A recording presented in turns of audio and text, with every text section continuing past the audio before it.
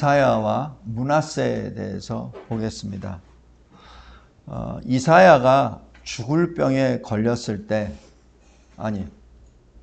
히스기야가 죽을 병에 걸렸을 때, 히스기야는 몸을 가눌 수도 없었고, 그래서 성전에 들어갈 수도 없었습니다. 그때 이사야 선지자가 히스기야에게 오죠. 그래서 너는 이제 죽게 되었다라고 그렇게 선포합니다. 이때 히스기야가 한 것은 낯을 벽을 향하여 돌리고라고 그렇게 기록합니다. 몸을 움직일 수가 없으니까, 일어날 수도 없으니까 그 침상에서 얼굴을 벽 쪽으로 향하여 하나님께 통곡하며 간절히 기도하기 시작합니다. 그 기도의 내용이 여기 설교 요약 큰 1번에 작은 1번에 그렇게 기록됩니다. 열왕기하 20장, 이사야서 38장에 각각 기록되어 있습니다. 내가 진실과 전심으로 주 앞에 행하며 주께서 보시기에 선하게 행한 것을 기억하옵소서.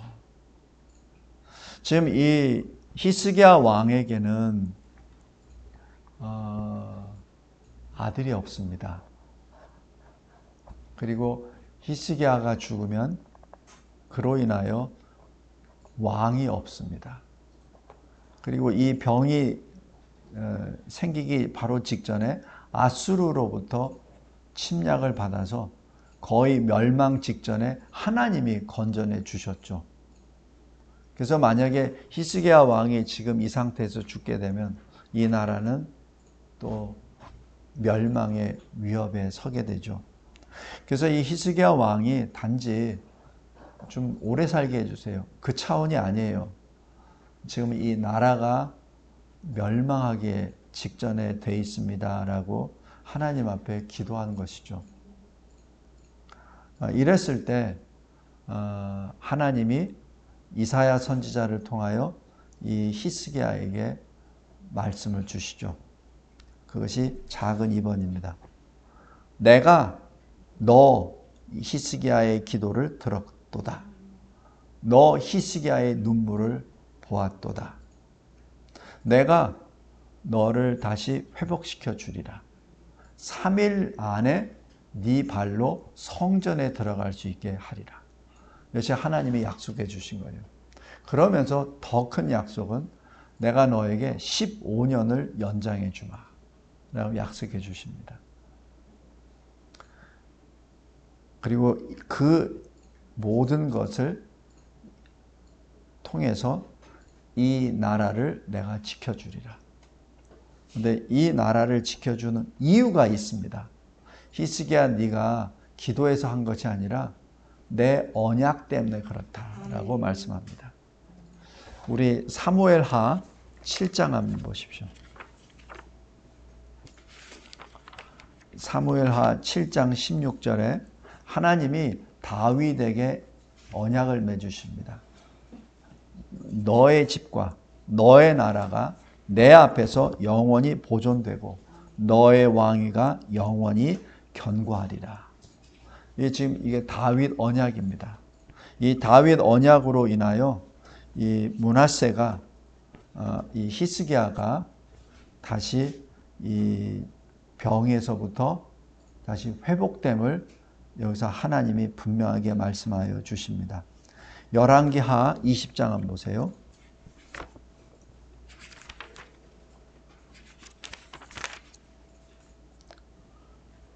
열왕기하 20장 6절에 보면 하나님이 내가 너의 날에 15년을 더할 것이며 내가 너와 이 성을 아수르 왕의 손에서 구원하고 내가 나를 위하여 또 내 종 다윗을 위함으로 이 성을 보호하리라. 하나님이 하신 말씀이에요.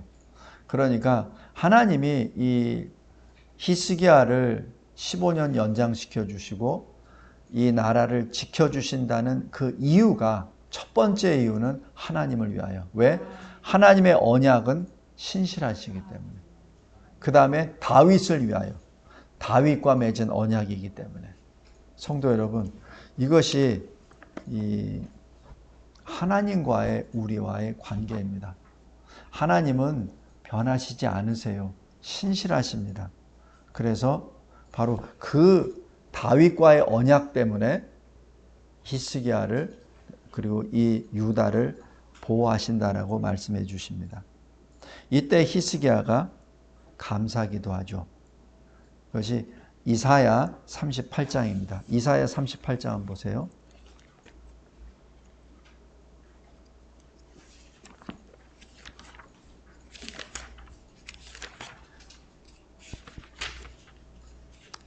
이사야 38장에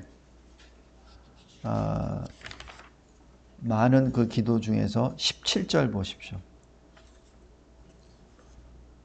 히스기야가 이렇게 고백합니다. 보옵소서, 내게 큰 고통을 더하신 것은 내게 평안을 주려 하심이라. 이렇게 고백합니다. 그래서 히스기야가 죽을 그 고통 가운데 있을 때 그 고통을 주시기 위하여 하나님께서 나에게 죽을 병을 주신 것이 아니라 평안을 주시기 위하여 나에게 고통을 주셨다라는 신앙 고백이 들어옵니다. 주께서 내 영혼을 사랑하사 멸망의 구덩이에서 건지셨고 내 모든 죄를 주의 등 뒤에 던지셨나이다 라고 그렇게 하며 20절 보세요. 여호와께서 나를 구원하시리니 우리가 종신토록 여호와의 전에서 수금으로 나의 노래를 노래하리로다. 아까 147편 시편에서도 그렇죠. 하나님을 찬송하는 것이 하나님이 기뻐하시는 것이요 하나님이 명령이라고 하셨잖아요. 그래서 지금 이 히스기야가 그렇게 고백합니다. 나에게 생명을 다시 주셨습니다. 구원을 해 주셨기 때문에 내가 호흡이 남아있는 그 순간까지 하나님의 노래를 내 노래로 노래하겠습니다. 내가 만난 하나님을 노래하겠습니다. 나에게 은혜를 베풀어 주신 하나님을 내 노래로 고백하겠습니다. 남의 노래가 아니라 내가 직접 체험하고 내가 주를 증언하며 찬양하겠나이다라는 고백이죠. 이게 히스기야의 지금 고백입니다. 성도 여러분, 히스기야는 이러한 그 영적인 하나님과의 교감 아래 15년을 연장을 받습니다. 오늘 여기 본문 역대하 33장 1절에 므낫세가 왕위에 오를 때 나이가 12세라라고 하니까 이 므낫세는 그 연장된 15년 중에 태어난 아들이죠. 그 히스기야가 어떤 교육을 시켰겠습니까? 어떤 신앙 교육을 시켰겠습니까? 하나님에 대하여 어떻게 그 아들에게 교육을 시켰겠습니까? 자기가 가진 15년 동안 이 나라의 왕을 세워야 되고 이 나라를 더욱더 굳건하게 세워야 되는데 어떻게 했겠습니까? 기도의 사람 히스기야는 분명히 므낫세를 기도로 가르쳤고 말씀으로 가르쳤고 그리고 자기가 체험한 주님의 임재하심과 주님의 치료하심, 주님의 지켜주심을 증언했을 겁니다. 하더라도 아마 수백 번, 수천 번, 골백 번 했을 거예요. 성도 여러분, 그런데 결과는 뭐죠? 2절 보세요. 여호와 보시기에 악을 행하고 3절에 그의 아버지 히스기야가 종교개혁을 단행하며 헐어버렸던 우상들과 산당들을 다시 쌓고 4절에 보면은 바로 여호와의 전에 제단을 쌓고 5절에 여호와의 전 두마당에 하늘의 1월 성신을 위하여 제단들을 쌓고 이 말이 안 되는 일들을 막 해버립니다. 심지어는 6절에 흰놈의 아들 골짜기에서 인신 제사를 드리게 되죠. 9절에는 자기가 범죄한 것으로 끝나지 아니하고 백성들 전체를 다 우상으로 이끌어 가버리죠. 얼마 동안? 55년 동안. 므낫세 왕입니다. 어떻게 이런 일이 있을 수 있죠? 어떻게 그 아버지 밑에 이런 아들이 있을 수 있습니까?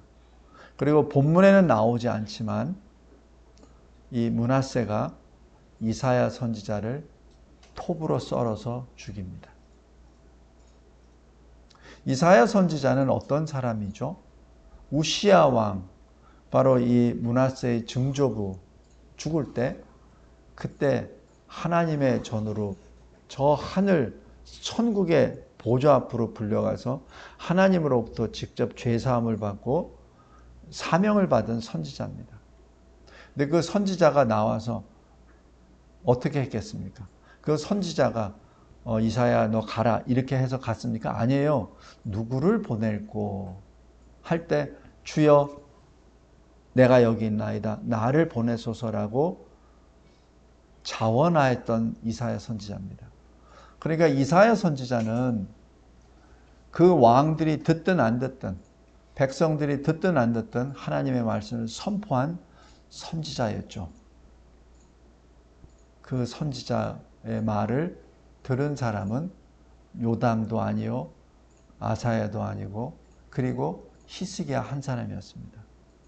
근데 그 히스기야의 아들도 이사야 선지자의 말씀을 안 듣죠.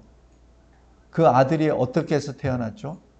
하나님이 이사야 선지자를 통하여 주신 말씀으로 태어난 자 아닙니까? 그런데 그 므낫세가 악행에 치닫고 그리고 이사야 선지자를 죽입니다. 성도 여러분, 구원은 믿음으로, 예수 믿음으로 받습니다. 그것이 하나님의 은혜의 선물이죠. 그렇다고 해요. 그 한 번 내가 신앙 고백하고 내가 세례를 받았다고 하여 그것으로 끝이 아니에요. 계속해서 그 믿음의 행보가 있어야 됩니다. 만약에 믿음의 행보가 없다면 그것은 불신자와 똑같은 거죠. 그래서 디모데전서 4장 5절에 말씀과 하나님의 말씀과 기도로 거룩하여 짐이라라는 것이 왜 기록됐을까요? 그 디모데전서의 수신자는 불신자가 아니라 성도들입니다. 예수를 믿는 자들이에요. 왜 예수를 믿는 자들에게 그 말씀을 했을까요? 말씀을 읽고 기도를 함으로 거룩한 주의 백성으로 계속해서 자기 자신을 씻어내야 된다는 얘기죠. 그래서 계시록 22장에도 뭐라고 하셨죠? 자기 두루마기를 날마다 씻는 자가 복이 있도다. 왜? 두루마기를 입었습니다. 예수의 의의 옷을 입었습니다. 그리고 한 번은 입술로 고백했습니다. 그런데 그 의의 옷이 자기의 죄 범죄함으로 자꾸 더러워져요.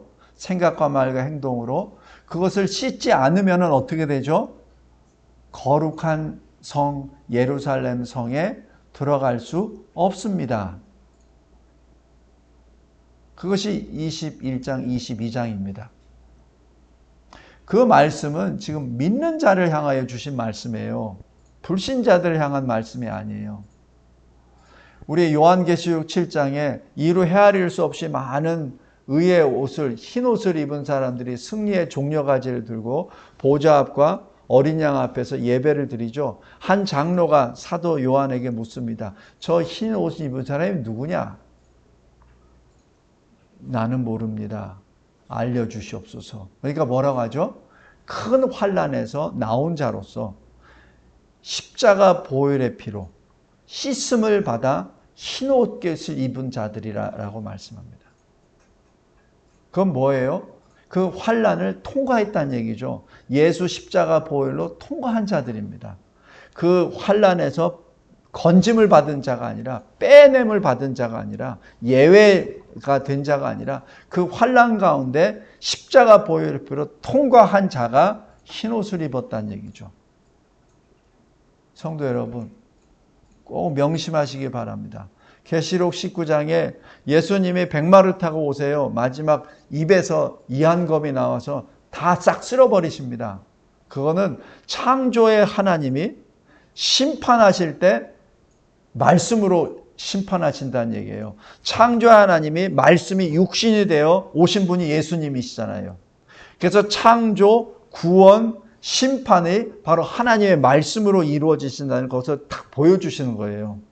근데 그때 그 따르는 자들이 어떻게 되죠? 흰 세마포 옷을 입고.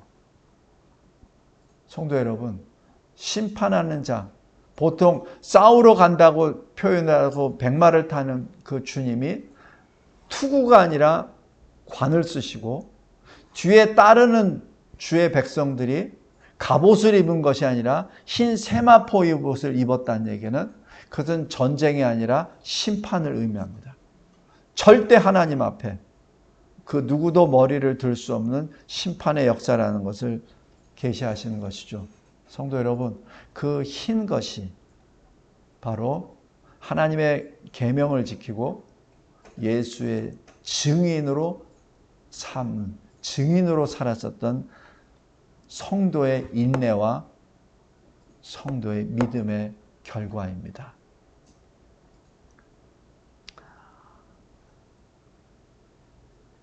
므낫세, 그 믿음의 아버지 히스기야 이 밑에서 남유다가 멸망할 때까지 가장 악한 왕으로 남습니다. 그의 이름이 므낫세입니다. 어느 정도 악하냐면 오늘 본문 9절 보세요. 유다와 예루살렘 주민이 므낫세의 꾀임을 받고 악을 행한 것이 여호와께서 이스라엘 자손 앞에서 멸하신 모든 나라보다 더욱 심하였더라. 하나님의 심판을 받았었던 그 모든 나라보다 더 악했다라는 것을 의미합니다. 이 사람이 히스기야가 15년 연장되어 하나님 앞에 기도함으로 받은 아들 므낫세입니다. 성도 여러분, 우리 자녀들, 우리 다음 세대들 위해서 항상 기도해야 됩니다. 그냥 내 아들, 내 딸은 늘 교회 안에 잘 출석하고 하라는 거 잘하니까 나는 됐어. 절대 아닙니다. 절대 아닙니다. 아마 므낫세가 히스기야가 살았을 때 이 악행을 했다면 히스기야가 가만히 놔둘까요? 히스기야가 왕으로 세웠을까요? 아닙니다. 안 세우죠. 차라리 다른 사람을 세우죠. 그러나 왜 므낫세가 왕이 됐죠? 히스기야 앞에, 아버지 앞에 그럴듯하게 하나님을 경외하는 사람처럼 쇼를 했거든요. 성도 여러분, 우리가 이 예배를 드릴 때 쇼로 드리는 것은 없는지 늘 유의하시기 바랍니다. 예배를 드릴 때 무엇을 위하여 예배드리죠? 누구를 위하여 예배드리죠? 그걸 잘 생각해 보세요. 자칫 잘못하면 자기의 유익을 위하여 이곳에 왔다면 그것은 회개해야 됩니다. 그냥 하던 대로 하니까 남들이 오니까 체면상 왔다 하면 그것도 회개입니다. 만약에 그러한 삶이, 그러한 예배 생활이 연장된다면 므낫세가 되지 말라는 법이 어디 있겠습니까? 두려운 말씀입니다. 마지막 세 번째. 하나님은 그럼에도 불구하고 므낫세에게 회개할 수 있는 기회를 주세요. 그것이 이 10절부터 13절까지 말씀입니다. 아수르를 들어서 므낫세를 치시죠. 그래서 므낫세를 쇠사슬에다 묶어서 바벨론으로 끌고 가버리십니다. 그때 므낫세가 히스기야 아버지로부터, 이사야 선지자로부터 들은 하나님의 말씀을 기억하며 12절에 하나님께 간구합니다. 하나님 앞에 크게 겸손하여 기도하게 되죠. 이때 하나님은 그의 기도를 받으시고 그를 회복시켜 주시고 왕으로 다시 복귀시켜 주십니다. 성도 여러분, 그러나 그게 너무 때가 늦었어요. 개인은, 므낫세는 구원을 받을 수 있을지 모르겠습니다. 저도 그 문제에 대해서 정확히 모르겠어요. 그러나 그의 아들 아몬이 여기 23절에 보면 이 아몬이 그의 아버지 므낫세가 스스로 겸손함 같이 여호와 앞에서 스스로 겸손하지 아니하고 더욱 범죄하더니 그 신하들이 죽여버립니다. 말씀을 맺겠습니다. 성도 여러분, 우리 자녀들을 위하여 항상 기도합시다. 잊지 맙시다. 우리 다음 세대를 위하여 기도합시다. 무엇을? 그들의 믿음을 위하여 기도합시다. 믿음은 보이지 않습니다. 그러나 믿음은 보입니다. 우리 히브리서 11장 보세요. 믿음은 보이지 않아요. 그러나 믿음은 보입니다. 어떻게? 11장 1절 보십시오.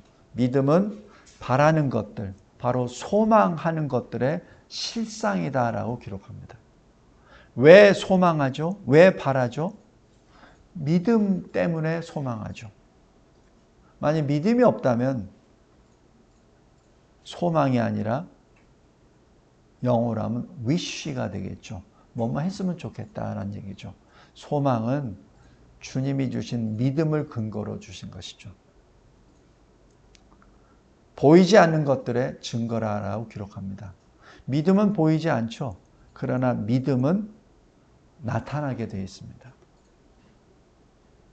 왜냐하면 믿는 자는 예배를 드릴 수밖에 없고, 믿는 자는 하나님 앞에 회개할 수밖에 없고, 믿는 자는 하나님의 나라와 의를 먼저 구할 수밖에 없습니다. 그것은 다 눈에 보여요. 그죠? 우리 복음서에 나오잖아요. 젊은 부자가 내가 십계명도 다 지켰는데 나에게 뭐 영생을 어떻게 합니까? 딱 얘기했을 때 주님이 딱 그러잖아요. 너 한 가지 부족하다. 너가 가지고 있는 재산 다 팔아서 가난한 자에게 주고 와서 나를 따르라. 말씀하시죠. 네가 직접 와라. 네가 직접 팔아서 처분해라. 그리고 나에게 와라. 그리고 나를 따르라. 그게 뭐예요? 보이란 얘기예요. 믿음이 있다는 것을 보이란 얘기입니다. 어떻게 하죠? 젊은 부자가 근심이 가득해서 예수를 떠나죠. 성도 여러분, 믿음은 보이지 않는 것이죠. 그러나 믿음은 보입니다. 왜냐하면 그의 삶을 통하여 나타나죠. 성도 여러분, 또 제가 말씀드립니다. 어떻게 믿음을 증거하죠? 예배 안 나오면 믿음 없는 겁니다. 말씀 안 읽으면 믿음 없는 것이죠. 기도 안 하면 믿음 없는 것이죠. 제가 이렇게 얘기하면 또 바리새파적으로 굉장히 그렇게 몰아제낀다고 얘기도 할 수 있는데 실은 그거예요. 하나님을 경외하지도 않으면서 하나님의 말씀을 듣지도 않으면서 뭘 믿음이 있다 그래요? 주일날 예배도 안 드리면서 무슨 믿음이 있다 그럽니까? 그죠? 히브리서 11장 1절 말씀을 잘 생각해 보십시오. 믿음은 보이지 않습니다. 그러나 믿음은 보입니다.